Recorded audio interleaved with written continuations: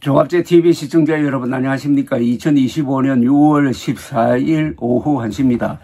중동은 멀리 있는 것 같지만 중동에서 일어나는 일들이 돌고 돌아서 한국에 큰 영향을 미치기도 합니다. 1973년 제4차 중동전쟁 직후에 산유국들이 석유값을 올리면서 한국은 크나큰 위기를 맞았는데 박정희 대통령의 위대한 결단으로 그런 가운데서도 중화학공업 건설을 밀고 나가서 오늘 한국인들이 먹고 사는 토대를 만들었습니다. 그러나 1978년, 79년에 걸친 제2차 석유 쇼크는 이란 혁명으로 일어난 사건인데 이때는 박정희 정부가 제대로 대응하지 못하고 국내의 복잡한 사정과 연관되어 가지고 11.6 사건, 유신체제의 종말, 박정희 정권의 끝장 이런 큰 사건을 만드는데 일조를 했습니다.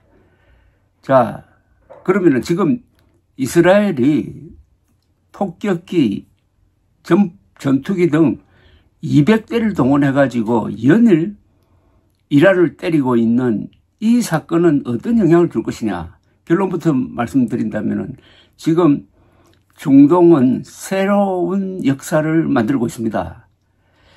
전쟁은 수십 년 동안 외교가 해결하지 못하는 문제를 단숨에 해결하는 힘이 있습니다. 지금은 사실은 전쟁 상태입니다. 전투기 200대를 동원했다 그러면은 그건 뭐 전투라든지 충돌이라든지 이렇게 표현할 수가 없습니다. 사실상 전쟁입니다. 다만 이란과 이스라엘 사이에는 국교가 없으니까 정식으로 선전포고를 할지 여부는 모르겠습니다.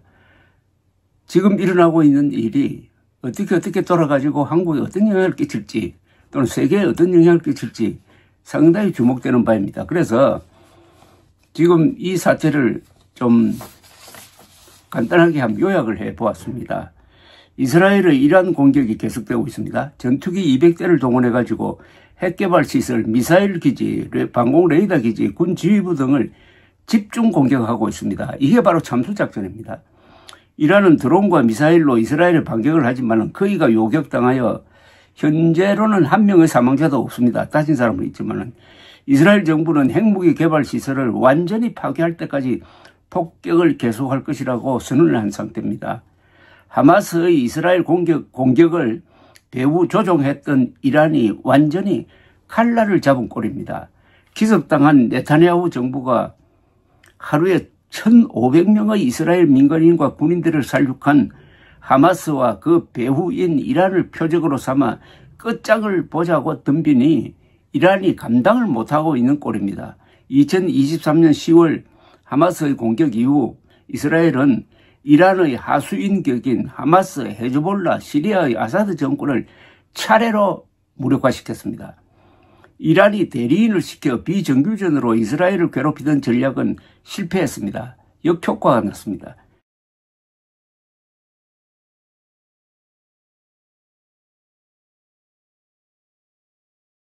중동뿐 아니라 세계 전체에서 지금 이란을 노골적으로 편들고 나올 나라와 조직은 없습니다. 고립됐다는 이야기죠. 작년 이스라엘은 이란의 미사일 공격에 대한 보복으로 이란을 폭격하면서 핵시설은 건드리지 않았지만은 방공망을 쑥대밭으로 만들어버렸습니다. 이란의 손발을 다 잘라놓고 공군과 정보기관을 주축으로 한 정밀 공격을 지금 이스라엘이 퍼붓고 있습니다. 이란군 참모총장과 혁명수비대 사령관 등 군 지휘부가 폭격 첫날에 참수당하듯 제거되고 있습니다. 이란의 핵기술자들도 잇따라 폭살되고 있습니다. 이스라엘 정보기관이 이들 요인의 실시간 위치를 평소에도 파악하고 있었다는 이야기입니다. 이스라엘에서는 가장 머리 좋은 젊은이들은 공군과 정보기관에 들어간다는 말이 있는데 이란 공격은 그들의 작품이라고 볼 수가 있습니다.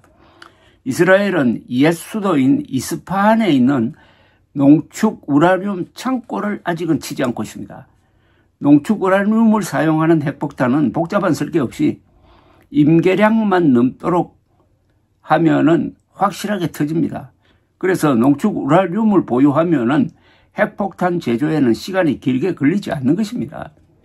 그런데도 우라늄 농축 창고를 공격하지 않는 것은 이스라엘이 방사능 유출에 따른 국제 여론의 악화를 우려하고 있기 때문일 것입니다.